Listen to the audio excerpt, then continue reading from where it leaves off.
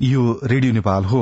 अब प्रवीण पोखरेलबाट समाचार सुन्नुहोस्। शुरूमा प्रमुख समाचार। सरकारमा रहेर संघीयता र गणतन्त्रको विरोध गर्न छूट नभएको प्रधानमन्त्री पुष्पकमल दाहाल प्रचण्डको भनाई। प्रतिनिधि सभा नियमावली मस्यौदाका लागि समिति गठन। बाजुरामा भूकम्पमा परि एकजनाको मृत्यु, 2 दर्जन बढ़ी घरमा क्षति। मुलुकको कर्णाली र सुदूरपश्चिम प्रदेशका हिमाली र उच्च पहाड़ी भागमा हिमपात र युक्रेनमा भ्रष्टाचार विरोधी अभियान शुरू भएसँगै सरकारका वरिष्ठ अधिकारीहरूद्वारा राजीनामा। सुन त, भोलिको मिटिङको लागि सबैलाई फोन गर्यो? छैन सर, मेरो मोबाइलमा ब्यालेन्स नै थिएन। अलि पछि गर्छु ल्यान्डलाइनबाट। लौ हेर, मोबाइलमा ब्यालेन्स छैन भनेर हुन्छ? तिमीलाई थाहा छैन यस कार्यालयले नेपाल टेलिकमको कर्पोरेट युजर ग्रुप अर्थात सीयूजी सेवा लिएको छ। तिम्रो नम्बरलाई पनि सीयूजीमा सहभागी गराउ न। अनि सर, मेरो त प्रिपेड नम्बर हो नि। अहिले नेपाल टेलिकमले प्रिपेड र पोस्टपेड दुवै फोनमा सीयूजी सेवा लागू गरिसकेको छ। सीयूजीमा आबद्ध भएपछि हाम्रो कर्मचारीहरू बीच निशुल्क र नेपाल टेलिकमको नेटवर्कमा सस्तो दरमा फोन तथा एसएमएस गर्न र डाटा चलाउन पाइन्छ नि। तिमीलाई थप जानकारी चाहिएमा नेपाल टेलिकमको वेबसाइट www.ntc.net.np मा हेर न। नेपाल टेलिकम, राष्ट्रको संचार।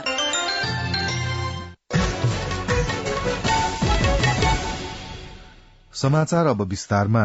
प्रधानमन्त्री पुष्पकमल दाहाल प्रचण्डले सरकारमा रहेर संघीयता र गणतन्त्रको विरोध गर्न छूट नभएको बताउनु भएको छ। राष्ट्रिय सभाको हिजोको बैठकमा संघीयता कार्यान्वयन अध्ययन तथा अनुगमन संसदीय विशेष समितिको प्रतिवेदन 2079 माथिको छलफलमा उठेका प्रश्नहरूको जवाब दिने क्रममा प्रधानमन्त्री प्रचण्डले सरकारमा बसेर संघीयता र गणतन्त्रको विरूद्ध बोल्नु राजनैतिक र नैतिक दुवै रूपमा गलत हुने बताउनुभयो।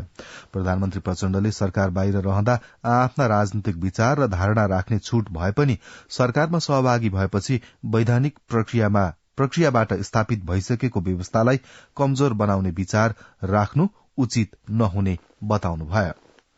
मन्त्रीमण्डल भन्दा बाहिर गएर आफ्नो कुरा राख्ने अधिकार सबै राजनीतिक दललाई पनि मान्ने सदस्यलाई पनि हुन्छ, तर मन्त्रीमण्डल भित्र बसेर संघीयताको विरुद्ध, लोकतान्त्रिक गणतन्त्रका विरुद्ध बोल्ने या प्रचार गर्ने अधिकार नैतिक रूपले पनि कानूनी रूपले पनि हुन सक्दैन। म यो प्रश्न गर्न चाहन्छु र यो स्पष्टीकरणको विषय हुन्छ भन्ने कुरा पनि म यो राष्ट्रिय सभाको सम्मानित सदनलाई स्पष्ट गर्न चाहन्छु। त्यसकारण यो निरूपण गरिसकेको विषयमा हामीले कार्यान्वयनको महत्वपूर्ण चरणमा यसलाई कार्यान्वयनलाई कमजोर पार्ने कुनै पनि प्रयत्न नैतिक र राजनैतिक दुवै दृष्टिकोणले उचित हुँदैन भन्ने म ठान्दछु।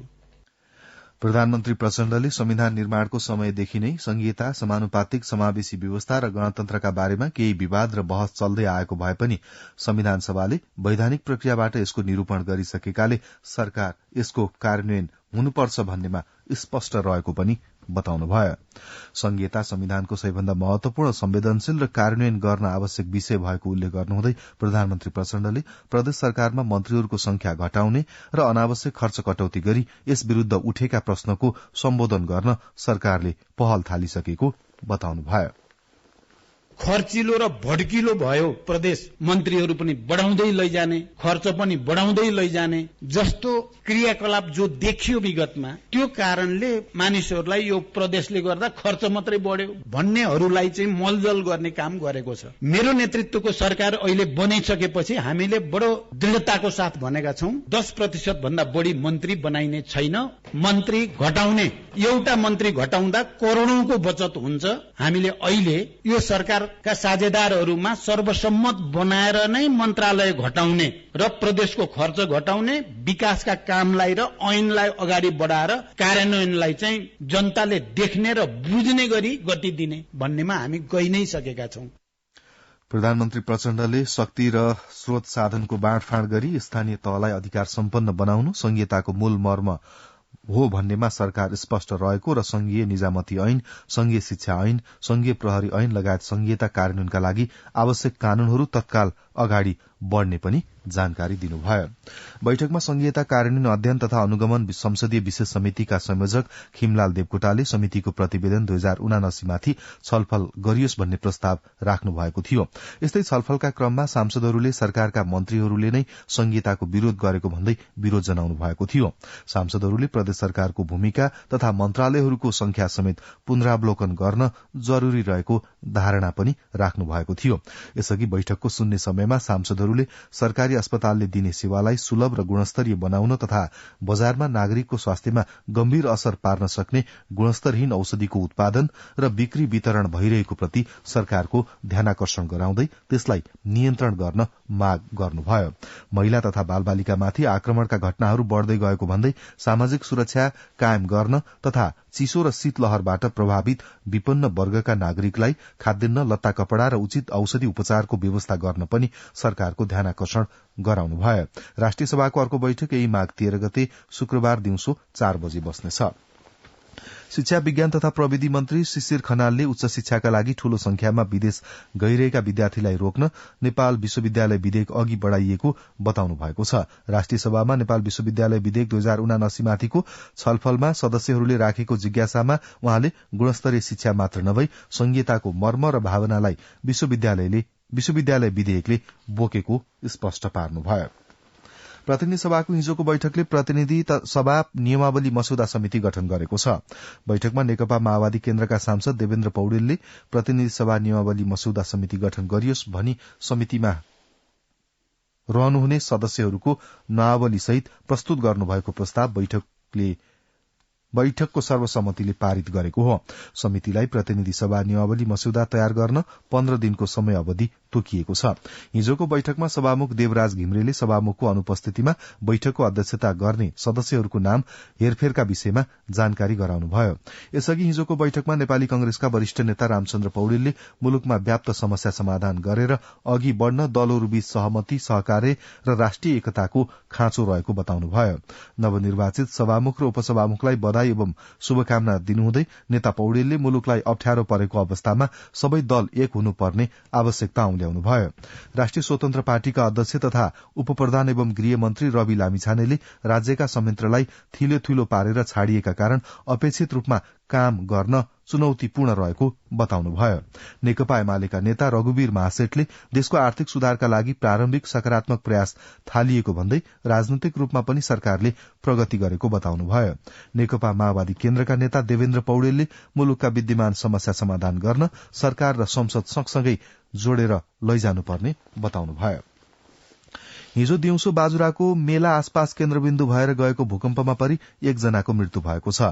दिउँसो 2:43 मा 5.9 रेक्टर स्केलको भूकम्प जाँदा बाजुराको गौमूल गाउँपालिका वडा नम्बर 2 जुरेलीकी अन्दाजी 35 वर्षीया जमुना रोकाएको मृत्यु भएको प्रहरीले जनाएको छ।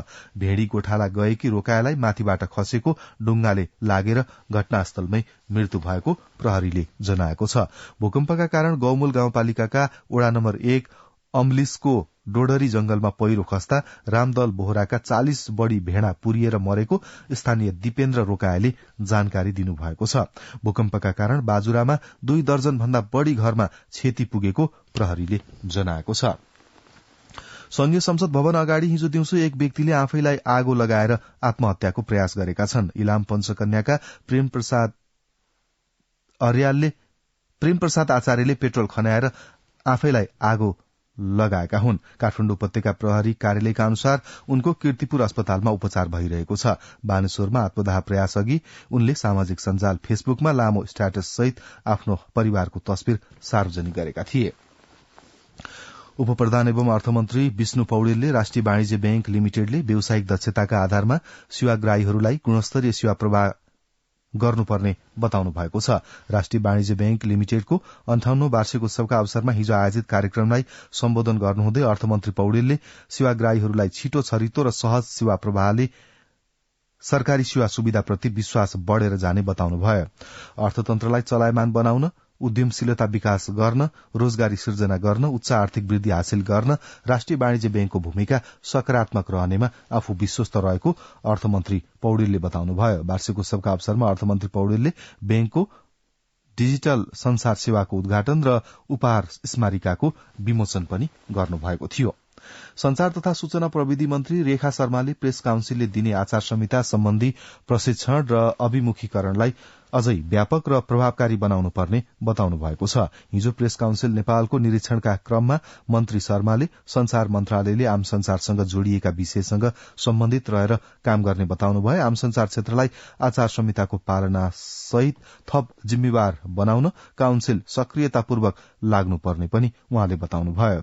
संचार मन्त्री शर्माले संचारका मुद्दालाई व्यवस्थित बनाउन प्रेस काउन्सिल ऐन समसामयिक बनाउने लगायत बारे सरकारवालासँग समन्वय हुने बताउनुभयो। संचार तथा सूचना प्रविधि मन्त्रालयका सचिव डाक्टर वैकुण्ठ अर्यालले प्रेस काउन्सिल कर्मचारी विनियमावली स्वीकृत भइसकेको र अन्य ऐन कानून प्राथमिकताका साथ अगाडि बढ़ाइने जानकारी दिनुभयो। प्रेस काउन्सिल नेपालका अध्यक्ष बालकृष्ण बस्नेतले संचार क्षेत्रको नियमनकारी निकायलाई प्राथमिकतामा राख्न अनुरोध गर्नुभयो। स्वास्थ्य तथा जनसंख्या मन्त्री पदम गिरीले स्वास्थ्य क्षेत्रलाई मर्यादित र जनतामुखी बनाउन आवश्यक रहेको बताउनु भएको छ। सुकराज ट्रपिकल तथा सरुवा रोग अस्पतालको 89औं वार्षिक उत्सवका अवसरमा हिजो काठमाडौँमा आयोजित कार्यक्रममा मन्त्री गिरीले सबै नागरिकलाई गुणस्तरीय सेवा पुर्याउन सबै मिलेर काम गर्नुपर्ने बताउनुभयो। उहाँले अस्पताललाई कम्तीमा 500 शय्याको बनाउनु पर्नेमा पनि जोड़ दिनुभयो। कार्यक्रममा स्वास्थ्य तथा जनसंख्या राज्य मन्त्री डाक्टर तोसीमा कार्कीले अस्पतालको सेवालाई विकेन्द्रित गरेर अन्य ठाउँबाट पनि सरुवा रोगका बिरामीको उपचार गर्नुपर्ने बताउनुभयो। शिक्षा विज्ञान तथा प्रविधि मन्त्री शिशिर खनालले नेपाली युवालाई स्वदेशमै नयाँ प्रविधि तथा नवप्रवर्धनसँग सम्बन्धित काममा संलग्न गराउनुपर्ने बताउनु भएको छ।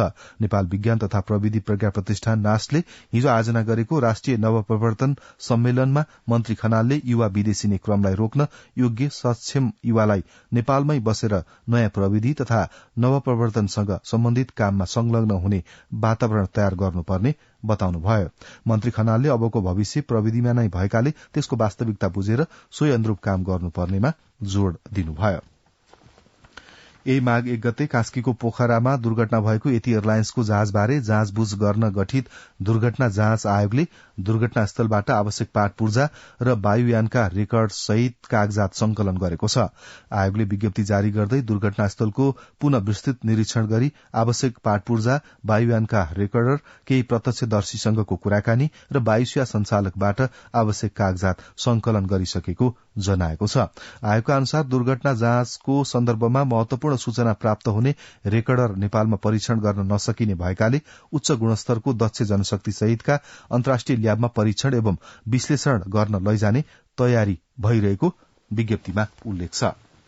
सुकराज शास्त्रीले अमरत्व प्राप्त गर्नुभएको स्थान टेकुको पचलीमा स्मृति सभा आयोजना गरी हिजो शहीद सप्ताह शुरू भएको छ। शासकीय शक्ति जनतामा पुर्याउन बलिदान दिने शहीदको योगदानको सम्मानमा हरेक वर्ष काठमाडौँ महानगरपालिकाको आयोजनामा माघ 10 देखि 16 गतेसम्म शहीद सप्ताह मनाउने गरिएको छ। गण्डकी प्रदेशका मुख्यमन्त्री खगराज अधिकारीले मन्त्री परिषद विस्तार गर्नुभएको छ। मुख्यमन्त्री अधिकारीले हिजो एमालेका रोशन गाहा मगर र वेदबहादुर गुरूङ श्याम र माओवादीबाट रेशम बहादुर जुगजालीलाई मन्त्रीमा नियुक्त गर्नुभएको हो। यसअघि एमालेबाट सीता सुन्दास, माओवादीबाट हरिबहादुर चुमान र राष्ट्रिय प्रजातन्त्र पार्टीबाट पञ्चराम गुरूङलाई मुख्यमन्त्री अधिकारीले बिना विभागीय मन्त्रीमा नियुक्त गर्नुभएको थियो। मन्त्री परिषद विस्तारसँगै मन्त्रीहरूलाई मन्त्रालयको जिम्मेवारी पनि तोकिएको छ। गण्डकी प्रदेशमा 12वटा मन्त्रालयबाट घटाएर 7वटा मन्त्रालय बनाउने निर्णय भएको छ। माघ 25 गते लुम्बिनीमा हुने राष्ट्रिय सभा सदस्य उपनिर्वाचनका लागि आज उम्मेद्वारी मनोनयनको कार्यतालिका रहेको छ। भोलि उम्मेद्वारको विरोधमा उजुरी दिने, माघ 13 र 14 गते मनोनयन पत्र र उजुरी उपर जाँचबुझ, माघ 16 गते उम्मेद्वारहरूको अन्तिम नामावली प्रकाशन गर्ने र उम्मेद्वारलाई निर्वाचन चिन्ह प्रदान गर्ने तालिका रहेको प्रदेश निर्वाचन कार्यालय दाङले जनाएको छ।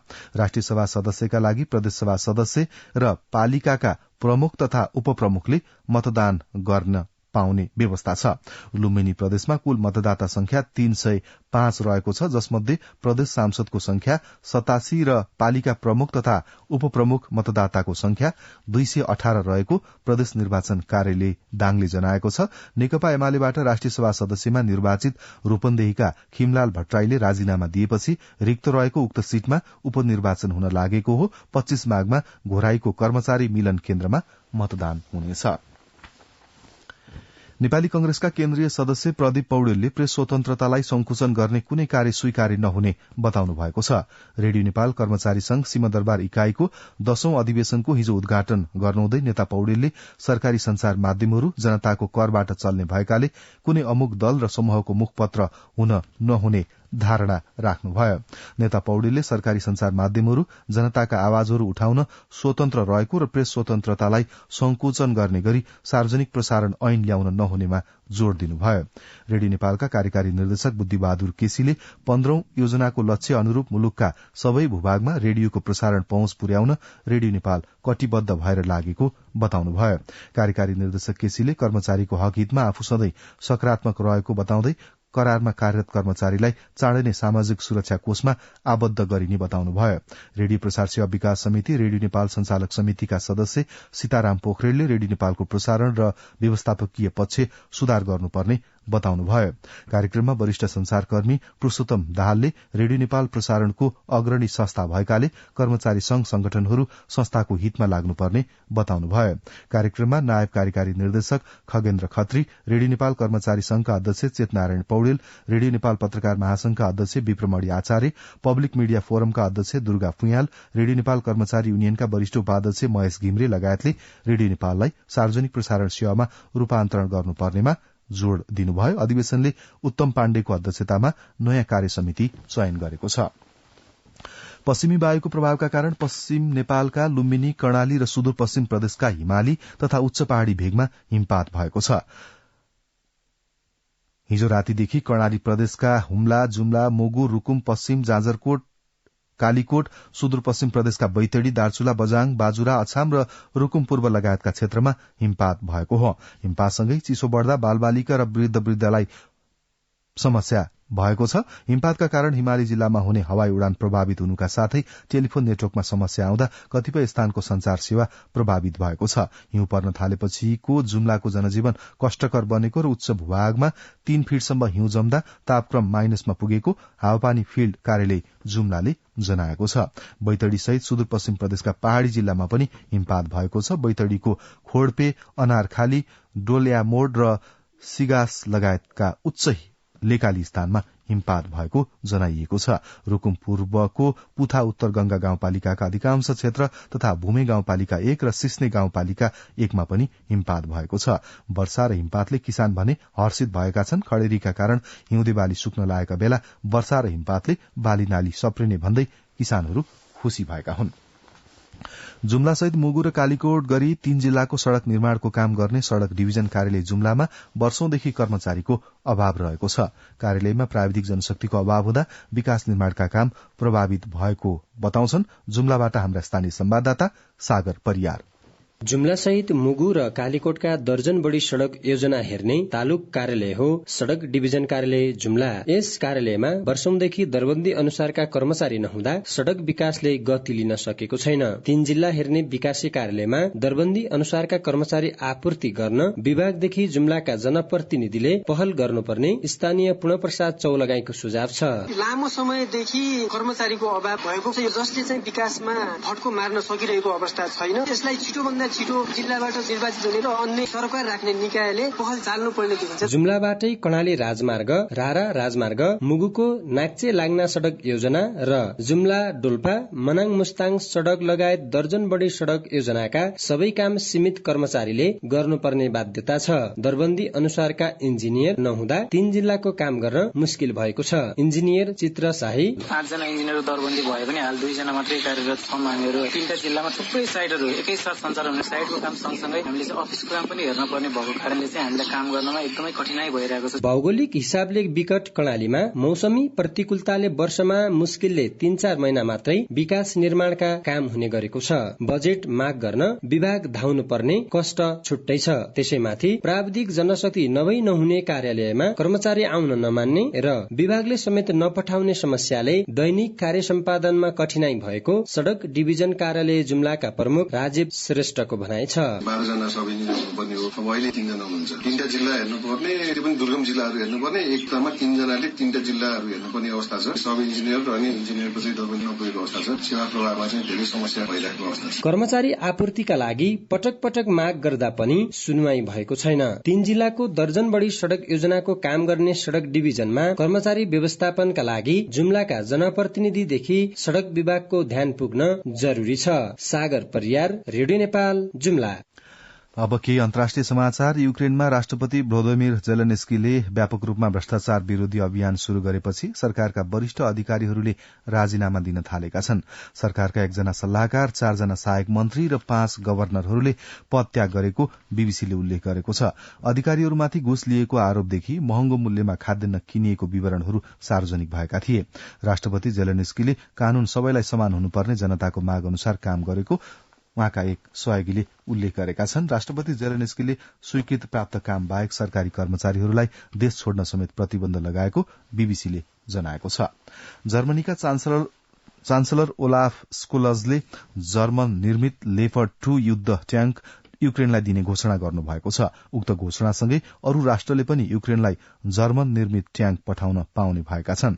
रूससँगको तनाव थप बढ़ने चिन्ताले जर्मनीले युक्रेनलाई युद्ध ट्याङ्क दिन आनाकानी गर्दै आइरहेको थियो। यसैगरी अमेरिकाले पनि युक्रेनलाई युद्ध ट्याङ्क पठाउने घोषणा गरेको छ। रूस युक्रेन बीच जारी युद्धमा हालसम्म करिब 7,000 जनाको मृत्यु भएको र युद्धमा परि 11,000 बढ़ी घाइते भएका छन्। संयुक्त राष्ट्र संघीय मानवाधिकार उच्च आयुक्तको कार्यालयले सार्वजनिक गरेको एउटा प्रतिवेदन अनुसार सन् 2022 को फेब्रुअरी 24 देखि सन् 2023 जनवरी 2 सम्म 17,900 बढ़ी नागरिक प्रत्यक्ष प्रभावित भएका छन्। अमेरिकाको क्यालिफोर्निया राज्यमा एक बन्दुकधारीले 7 जनाको हत्या गरेका छन्। सान फ्रान्सिस्कोबाट 50 किलोमिटर दक्षिणमा रहेको हाफ मून वेको तटीय शहरमा पछिल्लो आक्रमण भएको हो। 3 दिन अघि सो स्थानको एक लोकप्रिय नाचघरमा भएको गोलीकाण्डमा 11 जनाको हत्या भएको अधिकारीहरूले बताएका छन्। प्रहरीले आक्रमणको घटनामा संलग्न रहेको भन्दै स्थानीय 67 वर्षीय झाओ चुन्लीलाई पक्राउ गरी अनुसन्धान गरिरहेको अन्तर्राष्ट्रिय संचार माध्यमले उल्लेख गरेका छन्। अब आर्थिक समाचार। उप प्रधानमन्त्री एवं अर्थमन्त्री विष्णु पौडेलले आगामी आर्थिक वर्षको बजेट निर्माण गर्दा सवारी साधनलाई विलासिताको वस्तुमा राखिएका विषयमा छलफल गर्ने बताउनु भएको छ। NADA automobiles association of Nepal नाडाले अटो व्यवसायीको समस्याबारे अर्थमन्त्री पौडेलले बजेट निर्माण गर्दा नाडालाई बोलाएर त्यसबारे छलफल गरिने बताउनु भएको जनाएको छ। नाडाका अध्यक्ष ध्रुव थापाको नेतृत्वमा गएको पदाधिकारीको टोलीले नेपाल राष्ट्र बैंकले अटो क्षेत्रमा गरेको कडाईको असरबारे अर्थमन्त्री पौडेललाई जानकारी गराएको थियो। भेटमा नाडाका अध्यक्ष थापाले आयातमा एलसी खोल्दा अनिवार्य नगद मार्जिन राख्नुपर्ने व्यवस्था, आयातमा लगाइएको प्रतिबन्ध 8 महिनापछि हटाइएको निर्णय भने स्वागत योग्य भएको बताउनुभयो। नाडाका महासचिव सुरेन्द्र कुमार उप्रेतीले भारतसँगको व्यापारलाई सहज बनाउन र भारतीय लगानीलाई आकर्षित गर्नुपर्नेमा जोड़ दिनुभयो। नेपाल बीमा प्राधिकरणले नुवाकोटमा विद्यार्थीसँग बीमा सम्बन्धी अन्तर्क्रिया कार्यक्रम गरेको छ। नुवाकोटको दुप्सेश्वर 6 को समुद्र टारमा आयोजित अन्तर्क्रिया कार्यक्रममा नेपाल बीमा प्राधिकरणका उपनिर्देशक कुन्दन सापकोटाले बीमाले जीवन तथा सम्पत्तिमा हुने क्षति तथा हानि नोक्सानी विरूद्ध आर्थिक सुरक्षा प्रदान गर्ने भएकाले बीमाका बारेमा गाउँ घरमा गएर जानकारी दिन विद्यार्थीहरूसँग आग्रह गर्नुभयो। सुरेन्द्र मणि त्रिपाठी। अब खेल समाचार। नेपाल टी20 लीगमा स्पट फिक्सिङ भएको केन्द्रीय अनुसन्धान ब्यूरो सीआईबीले निष्कर्ष निकालेको छ। सीआईबीले मंगलबार पत्रकार सम्मेलन गर्दै नेपाल टी20 क्रिकेट लीगमा स्पट फिक्सिङ भएको जनाएको छ। सीआईबीले स्पट फिक्सिङको आरोपमा पूर्व राष्ट्रिय क्रिकेटर महबुब आलम र राष्ट्रिय क्रिकेट टोलीका सदस्य आदिल आलमलाई सोमबार पक्राउ गरिसकेको छ। छानबिनमा महबुबले कम्तीमा 2 खेलाड़ीबाट स्पट फिक्सिङको प्रयास गरेको प्रमाण भेटिएको सीआईबीले जनाएको छ। महबुबले प्रतियोगिता दौरान आदिल आलमलाई एउटा नो बल र एउटा व्हाइट बल फाल्न एप्रोच गरेको र उनले खेलेको कम्तीमा 2 खेलमा सोही प्रकृतिको खेल खेलेको सीआईबीले जनाएको छ। नेपाल टी20 लीग पुस 9 गतेबाट 27 गतेसम्म चियो क्रिकेट मैदानमा आयोजना भएको थियो। आदिलले जनकपुर रोयल्सबाट नेपाल टी20 खेल खेलेका थिए। महबुब भने कुनै पनि टोलीमा थिएनन्। शहीद स्मारक ए डिभिजन लीग क्लब 3 स्टारले मेघराज केसीलाई मुख्य प्रशिक्षकमा नियुक्त गरेको छ। 3 स्टारले मंगलबार प्रशिक्षक केसीलाई मुख्य प्रशिक्षक नियुक्त गरिएको जनाएको छ। नयाँ सिजनको ए डिभिजन लीग नजिकै गर्दा 3 स्टारले केसीलाई मुख्य प्रशिक्षक नियुक्त गरेको हो। नयाँ सिजनको ए डिभिजन लीग फागुन 19 गतेबाट शुरू हुँदैछ। अब मौसममा आज बागमती, गण्डकी, लुम्बिनी, कर्णाली र सुदूरपश्चिम प्रदेशमा आंशिकदेखि सामान्य बदली रही गण्डकी, लुम्बिनी, कर्णाली र सुदूरपश्चिम प्रदेशका केही स्थानमा हल्का वर्षा हुनुका साथै बागमती, गण्डकी, कर्णाली र सुदूरपश्चिम प्रदेशका उच्च हिमाली क्षेत्रमा हल्का हिमपात हुने जल तथा मौसम विज्ञान विभागले जनाएको छ। गत 24 घण्टामा काठमाडौँ उपत्यकामा मापन गरिएको अधिकतम तापक्रम 11.5 डिग्री सेल्सियस, न्यूनतम तापक्रम 6.6 डिग्री सेल्सियस, सापेक्षिक आर्द्रता 98%। आज दिउँसो काठमाडौँ उपत्यकाको अधिकतम तापक्रम 10 देखि 12 डिग्री सेल्सियसका बीच रहने अनुमान गरिएको छ। काठमाडौँ उपत्यकामा सूर्योदय अघि बिहान 6:54 भयो भने सूर्यास्त भरे साँझ 5:43 हुनेछ। अब अन्त्यमा यस प्रसारणका प्रमुख समाचार एकपटक फेरि सुन्नुहोस्। सरकारमा रहेर संघीयता र गणतन्त्रको विरोध गर्न छूट नभएको प्रधानमन्त्री पुष्पकमल दाहाल प्रचण्डको भनाई। प्रतिनिधि सभा नियमावली मस्यौदाका लागि समिति गठन। बाजुरामा भूकम्पमा परि 1 जनाको मृत्यु, 2 दर्जन बढ़ी घरमा क्षति।